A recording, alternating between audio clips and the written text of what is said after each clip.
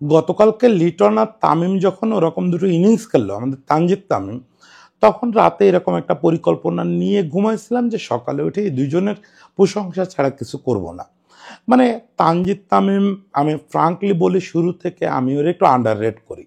Still এমন না যে ওরে আমি তামিম বাবা শুরু করছি, কিন্তু যেরকম ভাবতাম তার চেয়েও ইদানিং অনেক রেগুলার হয়েছে, অনেক নিয়মিত খেলতেছে এবং যে পাওয়ার সে দেখাচ্ছে আমার খুব ভালো লাগছে। আর লিটনের কথা তো মানে কি বলবো, সবসময় আমরা সবাই বলি, এটা পুরো বাংলাদেশ বলে যে লিটন যখন খেলে তখন আর পুরো পৃথিবী থমকে থাকে। লিটন খেলতে লাগলে রবিচন্দ্রন অশ্বিন থেকে শুরু করে সারা পৃথিবীর খেলোয়াড়রা পর্যন্ত মুগ্ধ হয়ে দেখে। তো সেই জিনিসটা হয়েছে পরপর দুটো ম্যাচে হয়েছে। ফলে আমরা এটা নিয়ে আনন্দ করব, আজকে আজকে এটা নিয়ে নানা রকম কথা বলবো। ইভেন কালকে রাতে আমি লিপু ভাই আর লিটন দুজনকে খোঁচাখুচি করে একটা স্ট্যাটাস দিছি, জাস্ট ফান, যে লিপু ভাইয়ের একটা বিপদে ফেললো লিটন। দ্যাট ডাজেন্ট মিন যে লিটনরে এখনই আমরা আসলেই দলে চাচ্ছি। লিটন তো প্রপার প্রসেসে বাদ পড়ছে, এইসব নিয়ে আলোচনা হতে পারতো। কিন্তু খুবই দুঃখের সঙ্গে এবং খুব লজ্জার সঙ্গে আমাকে আজকে একটা মিডিয়া নিয়ে কথা বলতে হচ্ছে যে আমার লিটন, সৌম্য, এরা বাংলাদেশে কত ভালোবাসার পাত্র এটা আমি ব্যক্তিগতভাবে এতদিন ধরে কাজ করার সুবাদে জানি। সেই লিটন প্রপার প্রসেসের ভিতর দিয়ে এবং গত 1 বছর ধরে কোনো রকম রান্না করে বাদ পড়ছে। ইভেন লিটন নিজেও এটা নিয়ে আমার ধারণা কোনো ব্যক্তিগতভাবেও কোনো আপত্তি করবে না, কারণ সেও ক্রিকেট বোঝে। সেখানে লিটনের জাতিগত পরিচয়ের সামনে এসে খুবই নোংরা একটা কাজ করলো আনন্দবাজার পত্রিকা। দেখেন, এই আনন্দবাজার অনেক দিন ধরে এই জাতীয় কাজ করতেছে, অন্যান্য সেক্টর নিয়ে এই জাতীয় নিউজ করতেছে, এই জাতীয় কুৎসিত হেডিং দিচ্ছে। একজন হিন্দু হিসাবে আমি এটাতে লজ্জা পাই, কিন্তু আজকে যখন জিনিসটা একদম ক্রিকেটের গায়ে এসে ঠেকছে এবং সেটা যখন দেখি যে আমাদের রাষ্ট্রের সর্বোচ্চ পর্যায় থেকে সেটার জন্য বিবৃতি দেওয়া লাগতেছে, it's really shameful, really shameful. সেই আনন্দবাজার পত্রিকা, মতিনন্দীর আনন্দবাজার পত্রিকা, গৌতম ভট্টাচার্যের আনন্দবাজার পত্রিকা আজকে এই কাজটা করতেছে। তো আসেন আজকে একটু লিটনের নিয়ে কথা বলি, পাশাপাশি এই ধরনের নোংরামি কোত্থেকে আসে সেটাও একটু বলি। প্রথমে একটু লিটন আর তামিমকে নিয়ে কথা বলি, একবার শুরু করি তামিমকে দিয়ে। তামিম, আমি সবচেয়ে যেটা দেখলাম যে ওর তো শুরু থেকে পাওয়ারটা খুব ভালো। কালকে আমি শেষ দিকে একটা ছক্কা দেখলাম, সম্ভবত এটা 95 মিটার পার হয়ে গেছে। মানে এটা ইন্টারেস্টিং, খুবই ইন্টারেস্টিং। কারণ হচ্ছে যে সবাই কালকে দেখলাম গণহারে, দেখে না দেখে, বুঝে না বুঝে ফেসবুকে লিখতেছেন যে বাউন্ডারি ছোট বলে এরা দুইজন এত রান করছে। এরা খেয়ালই করেন নাই যে এই দুজনের যে বেশিরভাগ শট, অলমোস্ট 80%, 90% শট হচ্ছে এই বাউন্ডারির তোয়াক্কা করে নাই। মানে সেটা বাউন্ডারি যদি 75 গজ অরিজিনালি থাকতো বা তার চেয়েও বড় হতো, তারপরেও এগুলো বাউন্ডারি, ওভার বাউন্ডারি হতো। মানে আমি দেখলাম লিটন তামিমের বেশিরভাগ ছক্কাই হচ্ছে ফেন্সিং লাইন পার হয়ে গেছে বা ফেন্সের কাছাকাছি গিয়ে পড়ছে। মানে ওইটা তো বাউন্ডারির সঙ্গে কোনো সম্পর্ক নাই। এবং যে শটগুলো চার যেগুলো হয়েছে সেগুলো আপনি খুব একটা খেয়াল করতে পারবেন না যে যেটা বাউন্ডারিটা আর 2 মিটার বড় হলে ঠেকে যেত। মানে বেশিরভাগ ক্ষেত্রে দুই ফিল্ডার হতভম্ব হয়ে দাঁড়ায় রয়েছে। লিটন তো বেশিরভাগ সময় চার মারে, যখন সে বাউন্ডারি মারে সেটা আসলে ফিল্ডারদের মুভ করার টাইম থাকে না। লিটনের শটটা হয় আপনার দুই ফিল্ডারের মাঝখান থেকে বা এমন একটা প্লেস থেকে সে যখন চার মারে বলটা গড়াই যাচ্ছে, কিন্তু ওই জিনিস আপনি ধরতে পারবেন না, এত অসাধারণ টাইমিং এবং সামান্য একটু পাওয়ার থাকে। আর তামিমের পুরো ব্যাপারটার সঙ্গে দারুণ পাওয়ার মেশানো থাকে, ফলে আপনি কোনোটাই ধরতে পারবেন না। হ্যাঁ, লিটন দুইটা লাইভ পাইছে, এটা নিয়ে আপনি আলোচনা করতে পারেন। স্টিল এদের ব্যাটিং খুব সুন্দর লাগছে, খুব সুন্দর লাগছে। ওই যে যেটা বললাম যে আজকে ভাবছিলাম সারাদিন ধরে এদের নিয়ে গল্প করব, ওই জন্য দুইটা কন্টেন্ট করব। এদের নিয়ে গল্প করব, তানজিদ তামিমরে নিয়ে গল্প করব, লিটনের নিয়ে গল্প করব যে লিটন ঠিক কীভাবে এই ডমিনেন্সটা ফিরে পেল। দেখেন, আগের একটা কন্টেন্টে আমি বলছিলাম যে লিটন আসলে দর্শকদের অবমাননা করতেছে, ক্রিকেটের অবমাননা করতেছে। আমি জানি না এই কথা তার কানে গেছে কিনা, কিন্তু সম্ভবত সেই রিয়েলাইজেশনটা ফিরে পাইছে। কারণ সে দর্শকদের প্রত্যাশা মেটাতে না পারায় কষ্ট পায়। তো এইটা ভালো রিয়েলাইজেশন, ভালো রিয়েলাইজেশন। এটা যদি রোজ থাকে তার ভিতরে, রোজ সকালে উঠে লিটন যদি এই রিয়েলাইজেশন করে, তাহলে তো আমরা একেবারে হাতে নগদে একটা সচিন টেন্ডুলকার বা বিরাট কোহলি পেয়ে যাই। আমাদের দেশে সবাই তাই বিশ্বাস করে। আমার লিটনের প্রেস কনফারেন্সটা কালকে ভালো লাগছে, তার রিয়েলাইজেশনগুলো খুব ভালো লাগছে। এই জায়গা থেকে লিটনে নিয়ে কারো কোনো ডাউট নেই। এবং এইটাই আমি একটু বলতে চাই যে আমাদের প্রধান নির্বাচক লিপু ভাই, দেখেন লিপু ভাই অলমোস্ট 80। লিপু ভাই বাংলাদেশের ক্রিকেটের প্রথম ইন্টারন্যাশনাল ক্যাপ্টেন। লিপু ভাই বাংলাদেশের ক্রিকেটে সব কিছু খুব কাছ থেকে দেখছেন, ক্যাপ্টেন হিসাবে দেখছেন, বাংলাদেশের ঘরোয়া ক্রিকেটের সবচেয়ে ইনোভেটিভ ক্যাপ্টেন। তো যাই হোক, এরপর বোর্ড ডিরেক্টর হিসাবে দেখছেন, নানা ভূমিকায় দেখছেন। সেই লিপু ভাই কালকে দেখলাম যখন প্রেস কনফারেন্স করতেছেন, লিপু ভাই খুব গম্ভীর এবং খুব মানে দুঃখ ভারাক্রান্ত মনে লিটনের নিয়ে কথা বলতেছেন, যে লিটনের উপর তো 1 বছর ধরে আস্থা রাখছি। সে আস্থাটা কেন রাখছি? আমরা সব সময় জানি লিটন যেদিন খেলে দেবে সেই দিনে একা ম্যাচ বের করে আনবে, এই জায়গা থেকে আস্থা আনছে।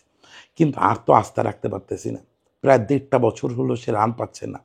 তাহলে বেশ শর্টার ফরম্যাটে টেস্টে এর মাঝে ওই যে রাওয়ালপিন্ডিতে একটা ভালো ইনিংস খেলছে। সেই 2023 বিশ্বকাপের পর থেকে 2023 বিশ্বকাপ হচ্ছে আজ থেকে কবে, 2023-এর অক্টোবরে, তারপর থেকে কতগুলো দিন চলে গেছে, শর্টার ফরম্যাটে কোনো রান নাই। তার উপর যদি আপনি এইভাবে আস্থার উপর আস্থা রাখতে পারেন কোনো প্রমাণ না পেয়ে, হাতে নগদ কিছু একটা না পেয়ে, তাহলে তরুণরা কি করবে? এই যে পারভেজ হোসেন ইমন, হয়তো ওর ওয়ানডে অভিষেক হয়নি, ওকে না নিলে ভালো হতো। আমি চিফ সিলেক্টর থাকলে বা সিলেক্টর থাকলে অন্য কিছু নাম সুপারিশ করতাম, কিন্তু গঠিত হয়ে যাওয়া দলের পরে এই আলোচনা এখন না করি, করবো আরেক সময় করব। শেষ পর্যন্ত লিউ ভাই বলছেন যে ওর একটা ব্রেক দেওয়া দরকার। আমার ধারণা এই সময়টাও কাজ করবে কোচদের সঙ্গে, কাজ করেও ফিরে আসবে। লিটনের ব্যাপারে তো কারো কোনো ডাউট বাংলাদেশের নাই, সেই জায়গাটায় লিটনরে একটা ব্রেক দেওয়া হচ্ছে বলা যায়। এখন আমরা খুব বিস্ময়ের সঙ্গে আবিষ্কার করলাম, খুব বিস্ময়ের সঙ্গে আবিষ্কার করলাম, ফেসবুকে যা হচ্ছে এটা কিন্তু আমি ফান হিসাবে নিচ্ছি, সবাই মজা করতেছে। এক তো 2টা ইনিংস T20 বিপিএল, এইটাতে চ্যাম্পিয়ন্স ট্রফির জবাব দেওয়া হলো, এটা আমি বিশ্বাস করি না, কখনো না। চ্যাম্পিয়ন্স ট্রফির টিমের নাম নাই, তারপরে সে 2টা ইনিংস খেলছে এবং সেটা বিপিএলে T20 ফরম্যাটে, সেটাতে খুব লিপু বাইরে জবাব দেওয়া গেল, এটা আমি বিশ্বাস করি না। এটা দুষ্টুমি হচ্ছে, সবাই দুষ্টুমি করতেছে, আমিও যেমন করছি সবাই তাই করতেছে। আমাদের জিনিস আমরা দুষ্টুমি করব, আমাদের বাংলাদেশ, আমাদের লিটন, আমাদের লিপু ভাই, আমরা দুষ্টুমি করব না? কিন্তু কোথাকার কে হেডিং করে দিল যে সংখ্যালঘুদের উপরে নির্যাতনের ধারাবাহিকতায় লিটনের চ্যাম্পিয়ন্স ট্রফির দলে নেওয়া হয় নাই। How funny! এটার কোনো ব্যাখ্যা আমি দিতে রাজি না। দেখেন আমাদের দেশে আমরা কেমন আছি, আমি এখন একটু নিজের হিন্দু বলে কথা বলি, এটা সাধারণত আমি বলি না, বলতে মানে বিব্রত বোধ করি, কারণ আমি মনে করি যে আমার 8-10টা বন্ধুও যা আমিও তাই। হ্যাঁ, দিন শেষে আমি এসে হয়তো বাসায় পূজা করি, আমি হয়তো আমার রিচুয়ালস পালন করি, ওরা ওদেরটা করে, সেটা নিয়ে তো আমাদের কোনো বিরোধ নাই। বাদ দেন, আমি হিন্দু পরিচয়টা নিয়েই বলি যে আমরা বাংলাদেশে বা পৃথিবীর সব জায়গায় একটা সংখ্যালঘু যারা থাকে, শুধু ধর্ম সংখ্যালঘু না, নানা ধরনের সংখ্যালঘু একটা দেশে থাকে। এগুলা নিয়ে কথা বলতে গেলে আসলে একটু পলিটিক্যালিটি এরা একটু সমস্যার মধ্যে থাকে। সেটা নতুন করে কিছু হয় নাই, যা চলতেছিল তাই আছে। সেখানে একটা ব্যাপার হচ্ছে আমাদের ক্রিকেটটার এর মধ্যে ঢুকান না, ফুটবলটার এর মধ্যে ঢুকান না, কোনো খেলার এর মধ্যে ঢুকান না। আমাদের কোনো খেলায় কোনো খেলোয়াড় কখনো ধর্মগত পরিচয়, জাতিগত পরিচয় সমস্যায় পড়ে নাই। ফুটবলে দীর্ঘকাল আমাদের অধিনায়কত্ব করছে রজনীদা, এবং সেই সময়টায় বাংলাদেশের ফুটবলে আমিনুল ভাই, বিপ্লবদার মতো ফিগার, যারা মানে কার্ড ফিগার, তারা দলে থাকা সত্ত্বেও আমিনুল ভাই ওই সময় ক্যাপ্টেন্সি করতে চাচ্ছিল না। রজনীদা, রজনীকান্ত বর্মন ক্যাপ্টেন্সি করছে, কোনো সমস্যা হয় না তো বাংলাদেশের ফুটবলে। এখনও চেয়ে দেখেন আমাদের ফুটবল দল কত অসাধারণ, কয়েকজন হিন্দু আছেন, কয়েকজন উপজাতি আছেন, মুসলিমরা আছেন। আমি এদিন মজা করে বলতেছিলাম যে কোথাও থেকে 2-1টা খ্রিস্টান খেলোয়াড় আনতে পারলে পৃথিবীর একমাত্র সর্বধর্ম সমন্বয়ের দল হয় বাংলাদেশ ফুটবল দল। ম্যাটার, এটা বাংলাদেশেই সম্ভব, এটা পৃথিবীর আর কোথাও সম্ভব না রে ভাই। আপনি আমাদের মেয়েদের দলগুলো দেখেন, মেয়েদের দলগুলো কারা ডমিনেট করতেছে? আমাদের পাহাড়ি মেয়েগুলো ডমিনেট করতেছে। তাতে কোনো সমস্যা হচ্ছে না। একই সঙ্গে আবার সাবিনা বা অন্য যে মেয়েরা আছে আমাদের সমতলের মুসলিম মেয়ে, হিন্দু মেয়ে, ওরাও কি চমৎকার একসঙ্গে মিলেমিশে খেলতেছে।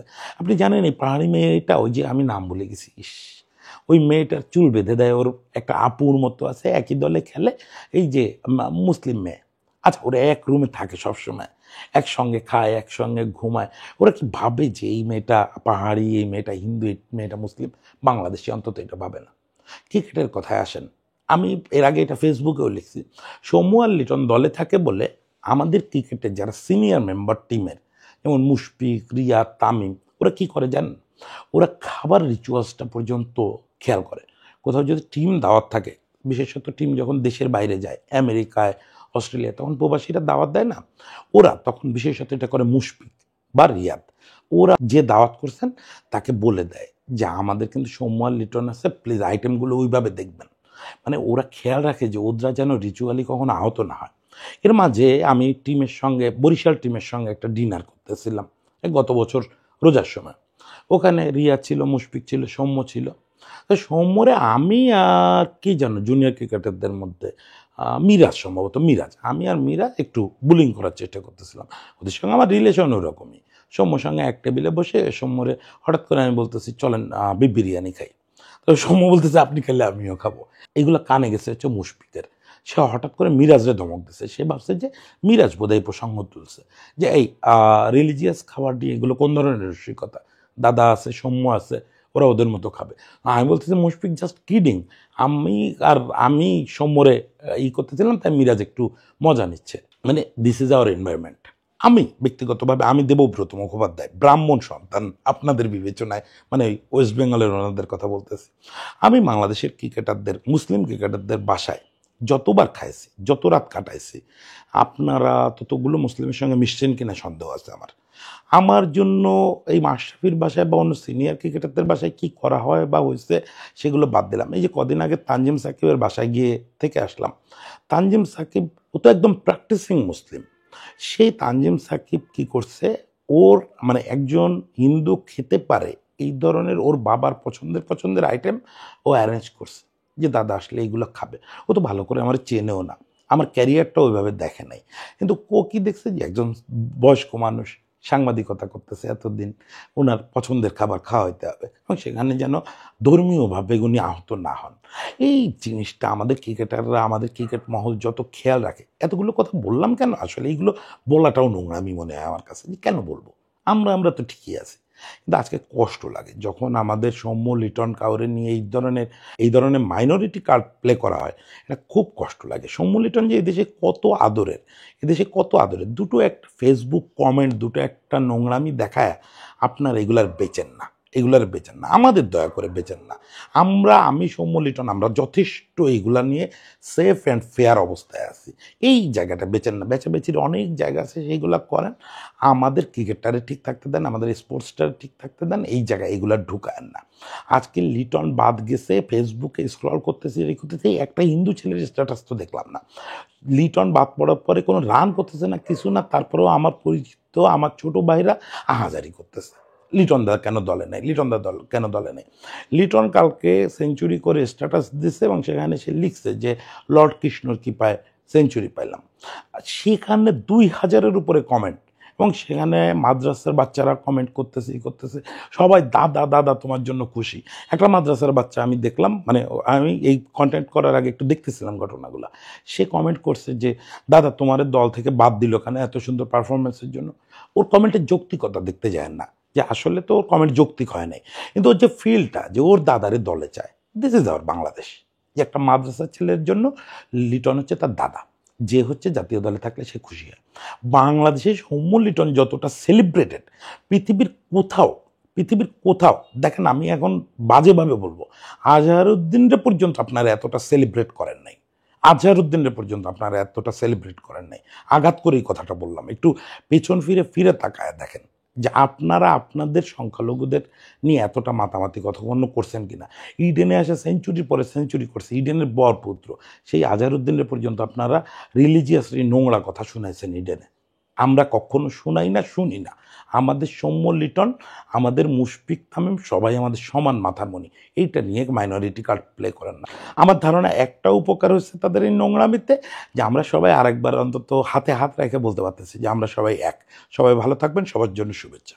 আর একটা জিনিস একটু যোগ করতে চাই, যে আজকে এটা কোন পত্রিকায় হচ্ছে এই কাজগুলো, এই যে গত আগস্ট থেকে দেখতেছি বা তারও আগে থেকে এই নোংরামিগুলো কোন পত্রিকায় হচ্ছে। আনন্দবাজার পত্রিকা, সাগরময় ঘোষের আনন্দবাজার পত্রিকা, ঋতুপর্ণ ঘোষের আনন্দবাজার পত্রিকা, যে আনন্দবাজার পত্রিকা একসময় আমাদের দুই বাংলার কালচার সেট করে দিত, যে আমরা কত উঁচুতে ভাববো। একসময় বলা হতো যে বাংলা যা আজকে ভাবে সেই জিনিস সারা ইন্ডিয়া পরে ভাবে। এই যে ভাবনার এই যে ভাবনার টোনটা সেট করা, সেটা কত আনন্দবাজার পত্রিকা, দেশ পত্রিকা, আমরা এগুলো পড়ে বড় হয়ে উঠছি। আজকে আমি স্পোর্টসে আসছি কেন, বাংলা সাহিত্যের অন্যতম সেরা ছোট গল্পকার, বাংলা ক্রীড়া সাংবাদিক মতি নন্দী, যিনি বাংলা ক্রীড়া সাহিত্যকে একমাত্র লোক যে একটা স্ট্যান্ডার্ডে নিতে পারছেন, আনন্দবাজার পত্রিকার সাংবাদিক। গৌতম ভট্টাচার্য, এখনো পর্যন্ত আমার মাথায় যার হাত থাকে, সে গৌতম ভট্টাচার্য ছিলেন আনন্দবাজার পত্রিকায়, তখন তো এইগুলা দেখি নাই। আনন্দবাজার পত্রিকা কী সব লিজেন্ড জন্ম দিছে, আনন্দবাজার পত্রিকার পথ ধরে আমরা চলা শুরু করছি। আজকে বাংলাদেশে আমরা যে ধরনের সাংবাদিকতা করি, এটার কৃতিত্ব অনেকটাই আনন্দবাজার পত্রিকার। বাংলায় তারা তো এটা শুরু করছিল। আজকে কি হচ্ছে, সেই আনন্দবাজার পত্রিকা আজকে এই নোংরামির খেলায়, এই ক্লিকবেটের খেলায় নেমে গেছে। মানে এই পতনটা দেখে মানে একজন সাংবাদিক হিসাবে, একজন ক্রীড়াভক্ত হিসাবে, একজন বাংলাদেশি হিসাবে, বাংলাভাষী হিসাবে সব জায়গায় কষ্ট লাগে। মতিনন্দী মারা গেছেন, সম্ভবত বেঁচে গেছেন, যে সাগরময় ঘোষও বেঁচে গেছেন, ঋতুপর্ণও বেঁচে গেছেন, যে আজকে আনন্দবাজারের এই পরিণতি তাদের দেখা লাগলো না। আমি নিশ্চিত এই কারণে গৌতমদার অন্তত রাতের ঘুমটা অনেকটা নষ্ট হয়ে গেছে। আজকে সারা পৃথিবীর অন্যতম সেরা সাংবাদিক গৌতম ভট্টাচার্যকে জন্ম দিচ্ছে আনন্দবাজার পত্রিকা, সেই জায়গাটা আজকে এইসব হচ্ছে। ছি, সরি, অনেক অপ্রাসঙ্গিক কথা বললাম, এটা আমার খেলার চ্যানেলে বলা উচিত না, কিন্তু আই ফিল রিয়েলি হার্ট যে জিনিসটা নিয়ে সবচেয়ে গর্ব করি, বাংলাদেশের ক্রিকেট। আমরা হয়তো ছোট দেশ, ছোট দল, তেমন কিছু জিততে পারি না, কিন্তু এটা আমাদের খুব একতার জায়গা। এই জায়গাটায় আঘাত করেন না, এই জায়গাটা আঘাত করলে এটা আমরা নিব না, এটা আমরা কোনোভাবেই নিব না। সবাই ভালো থাকবেন।